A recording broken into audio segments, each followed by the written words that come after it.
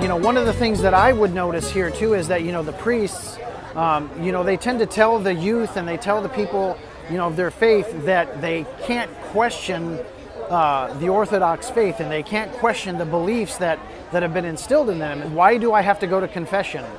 Why do I have to listen to the priest? Why do I have to have, these good works? Or why do I have to get baptized as a baby? And it seems like, the priests just tell them blindly that they have to believe in that and they have to do those things in order to be saved.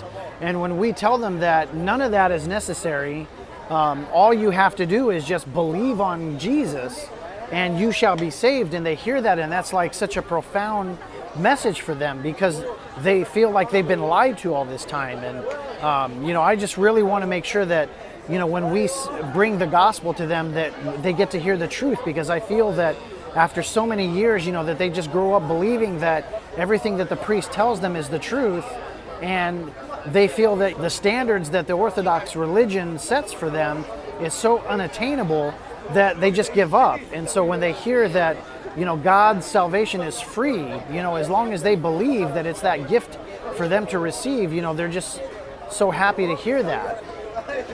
So how did you end up coming out of the Orthodox Church yourself?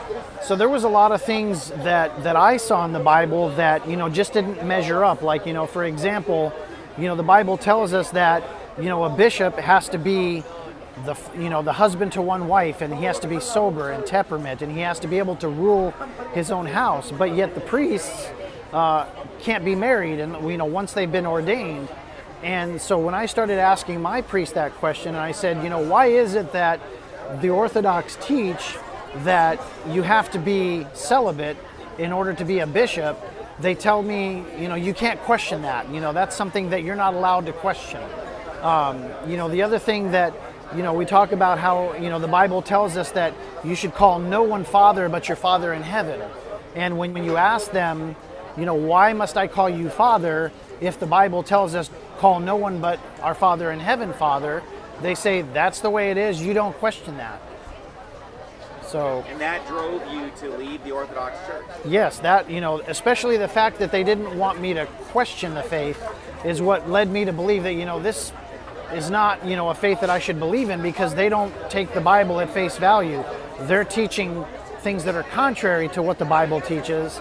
And then when you start asking questions, they tell you that you're not allowed to have those questions. They tell you that, you have to believe whatever they tell you. And if you don't believe that, then you're just being blasphemous against the Orthodox traditions. So today I met a man from Ethiopia, and he had a very similar story to share, such as the one that I have, my testimony. And, we were talking, and he had mentioned that his father was in the Orthodox Church in Ethiopia. And he went to the priest and started asking him questions about their traditions. Why do we have to make the sign of the cross? Why do we have to bow to icons? And the priest told him, you do not get to question any of those things. And so that gentleman decided that this was not the religion for him, because he felt that he was being deceived, and he felt that because the priests were not allowing him to question the faith in any way whatsoever, and he saw that it was contradicting the Bible, so he decided to pull completely out of the Orthodox faith, and he took his whole family with him, and they all ended up believing. They all ended up becoming evangelicals. So that was, very profound to me to hear that, somebody else would have that same testimony as I had, and why he left the Orthodox faith similar to why I did.